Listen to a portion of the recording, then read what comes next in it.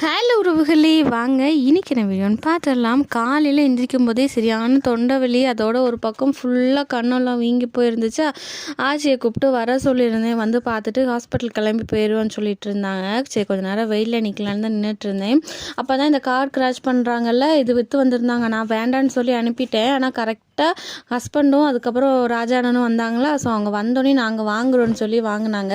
Card வந்து 100 rupees கொடுத்து நம்ம வாங்கணும். நம்மளுக்கு எதுவும் அடிக்கலை அப்படின்னா அந்த 100 ருபீஸ் நமக்கு லாஸ் தான். அதை கிராஷ் பண்ணிவிட்டு அதில் ஏதாவது இருக்குது அப்படின்னா அந்த பொருள் வந்து நமக்கு கொடுத்துருவாங்க. நான் நினச்சேன் நமக்கு கண்டிப்பாக எதுவும் கிடைக்காது அப்படின்னு.